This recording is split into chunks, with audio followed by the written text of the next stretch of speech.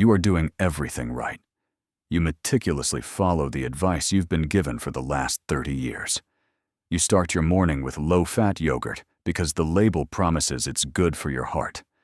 For a midday snack, you bypass the candy aisle and reach for that crunchy, wholesome granola because the packaging says it's all natural. You've listened to the experts, you've cut back on fat, you choose the foods that are supposed to keep you strong and vibrant. So, does this sound familiar? You feel weaker every single year. Opening a simple jar of pickles is becoming a two-handed struggle. That familiar flight of stairs leaves you more breathless than it did last year. You see your doctor, you get your checkups, and you're told things are normal for your age.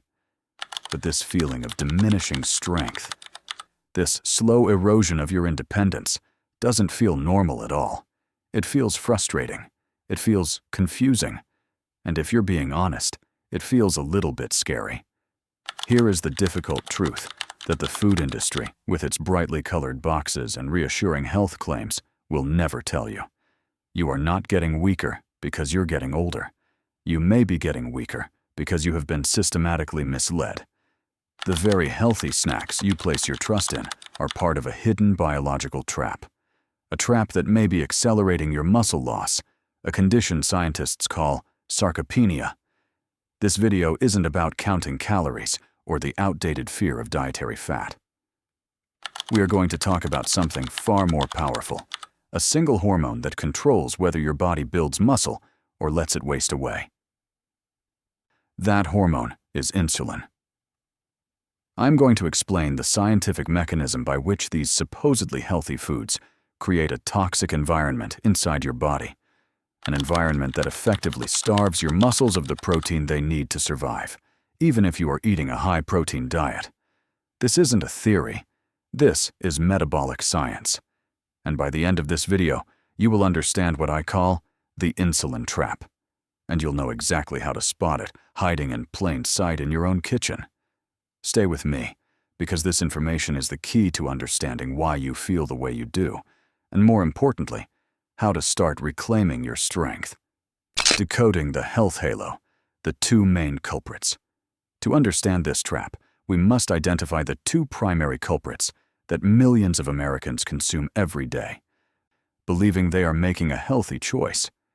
Our investigation begins with what might be the most deceptive food in the entire supermarket. Culprit number 1, granola. When you look at a bag of granola, you see whole-rolled oats, nuts, and maybe some dried fruit. The packaging is often brown or green, covered in words like natural, organic, or whole grain. Your brain sees this and immediately assigns it a halo of health.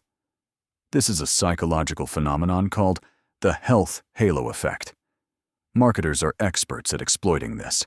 They know that if the packaging looks earthy and uses the right buzzwords, you are far less likely to do the one thing that would reveal the truth.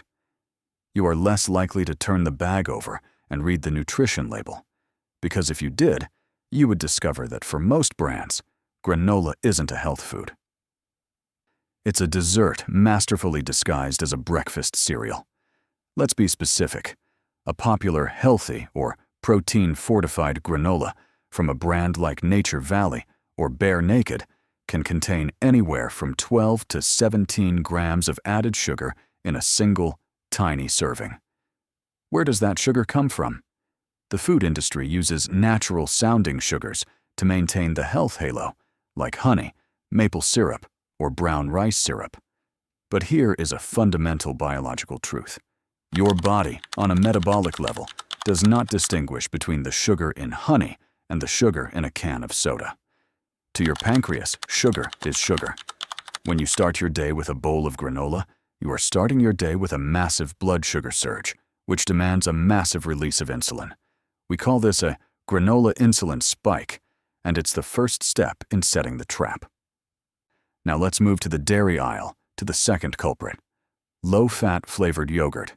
This food is the toxic legacy of the low-fat craze that swept America in the 1980s and 90s. For decades, we were taught to fear fat. Food manufacturers responded by removing fat from products like yogurt. But when they took out the fat, They also took out flavor and texture. Fat is what gives food a rich, satisfying mouthfeel. To make it palatable again, they had to add something back in. And what they added was sugar. Copious amounts of it. Let's look at the evidence.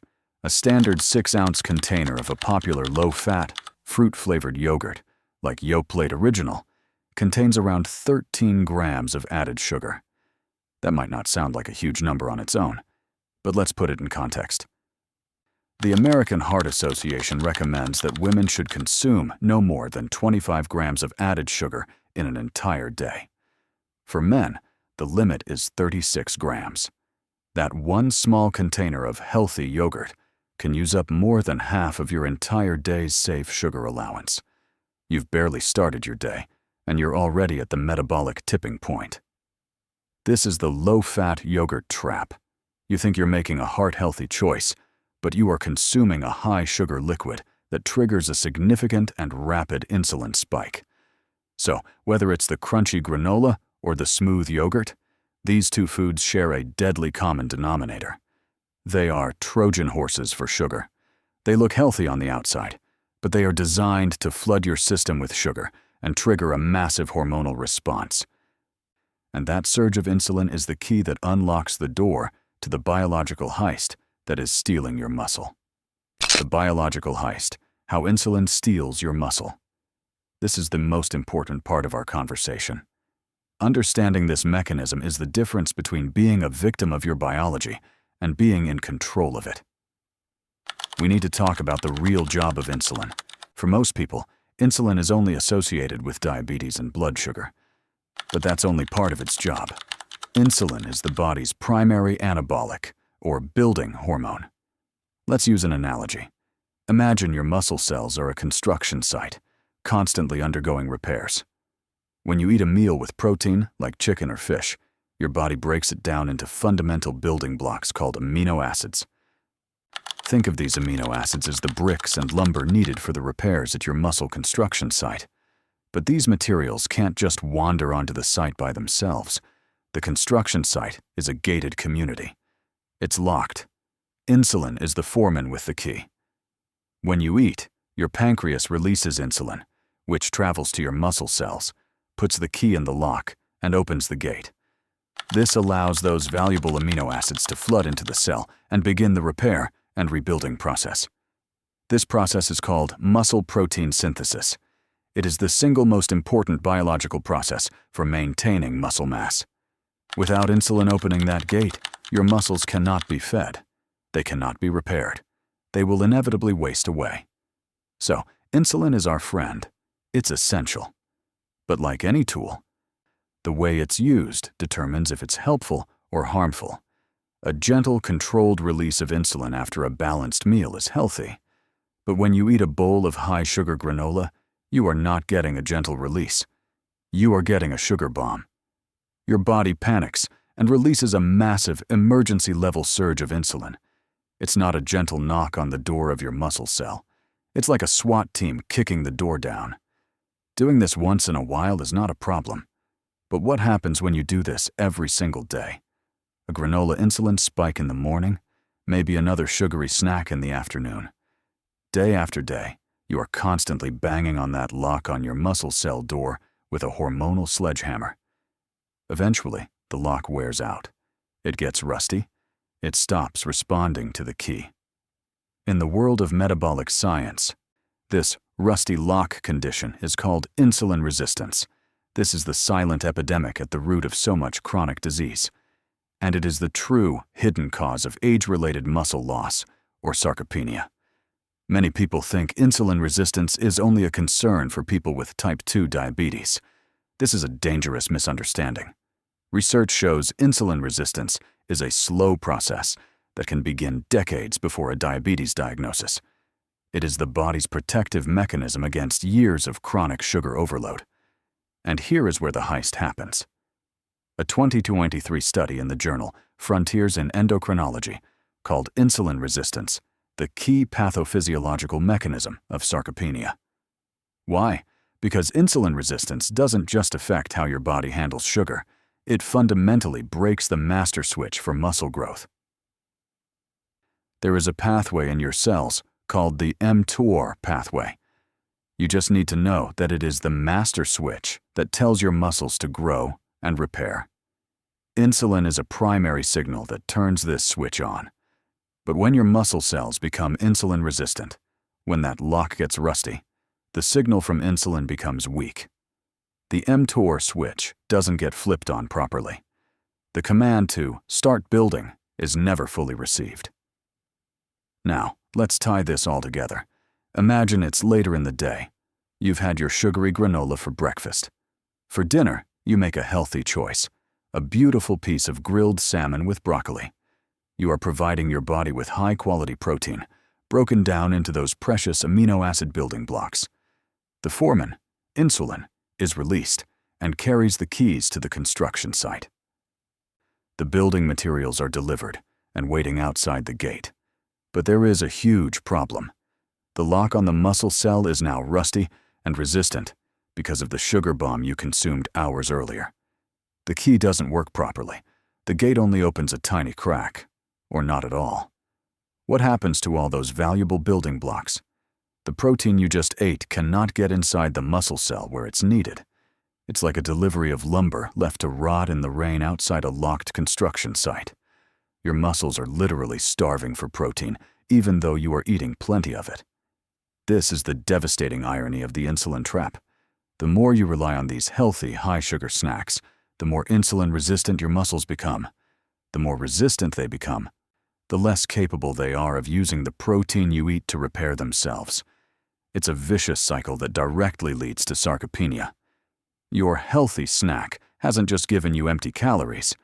It has put up a biological blockade. It has poisoned the well for your later, healthier meals.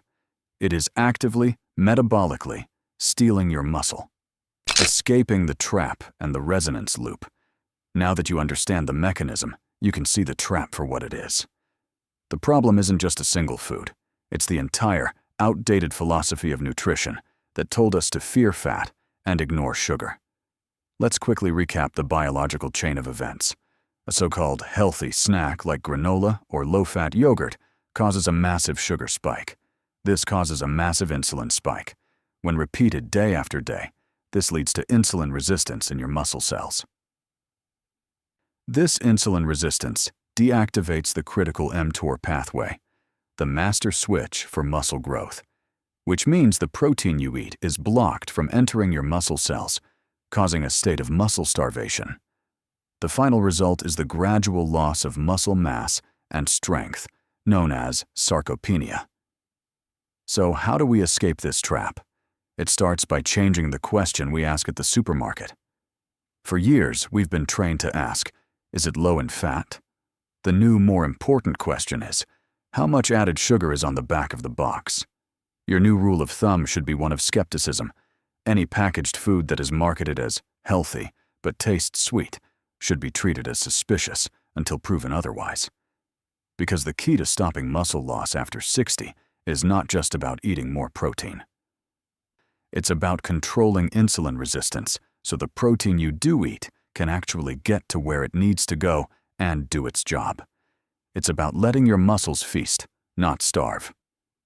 Now that you understand the biological mechanism of how these snacks can block your muscles from getting the protein they need, the next logical step is to know what to eat instead. It's not enough to know what to avoid. You need to know what to embrace. In our very next video, I'm going to reveal the 5 best anti-insulin spike snacks that are affordable, easy to find, and actually help to feed your muscles, not starve them. Click the video on the screen or in the description below to watch it now. But before you go, do something for me and for this community. Go to your pantry or your fridge right now. Pick up the one healthy snack that you trust the most. Turn it over, find the nutrition label, and look for the line that says added sugars. I want you to share the number of grams and the name of that food in the comments below. You may be shocked by what you find, and by sharing it, you might just save someone else from falling into the same trap. Thank you for your time and attention today.